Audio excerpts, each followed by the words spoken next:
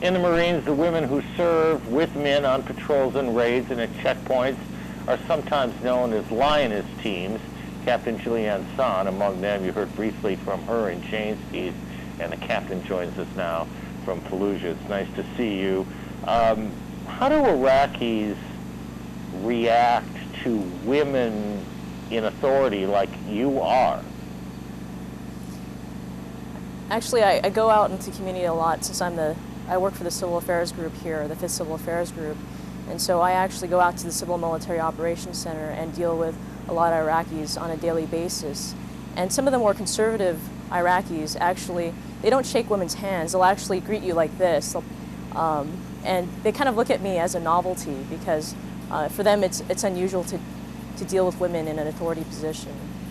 Does it take a while for them to sort of get it? I think it depends on the individual Iraqis. I mean, I've worked with a lot of Iraqi journalists who are local to Fallujah, and you know, they're great to work with. I find it just depends on who it is, and usually the younger Iraqis are more open. You have the sheikhs who are definitely more conservative, and they're the ones who are you know, likely to acknowledge you, but they're not going to like physically touch you.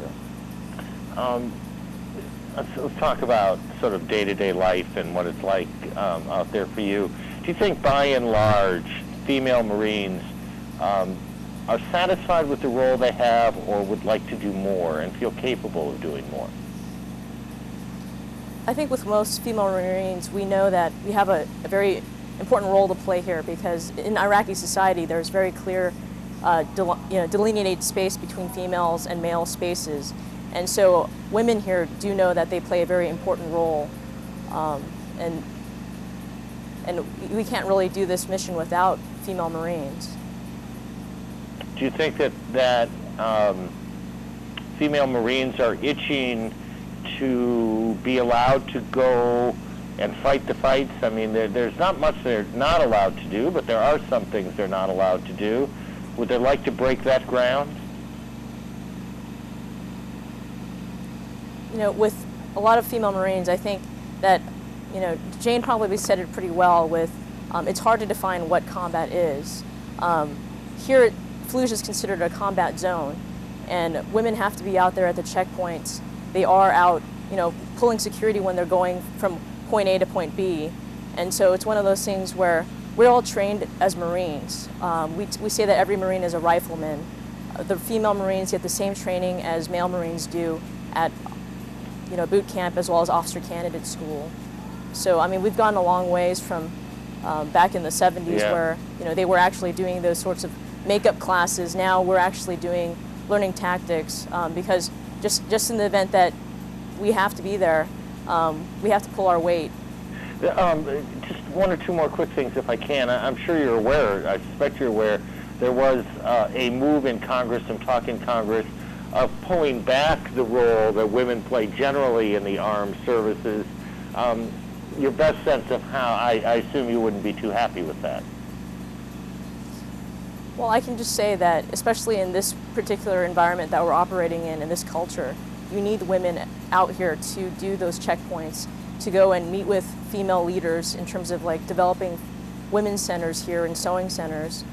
We have civil affairs teams that go out in town, and the schools are, you know, they're boys' schools and girls' schools, and oftentimes they can't go into the girls' schools without a female Marine there to communicate with the women there. So I mean, I think we play a very vital role out here. Just one last question. Do you think this is the last war, really, where all of us will consider women soldiers, women casualties, women Marines, all of it as a novelty? I really don't think so, in the sense that, I mean, you had women here at Desert Storm and Desert Shield, and we're here again. And we're always there alongside with our male counterparts. We're there to support, we're there to be Marines.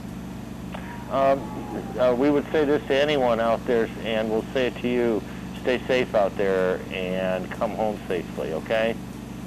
Thank you very much, Aaron. I appreciate it. Thank you very much for everything. Thank you.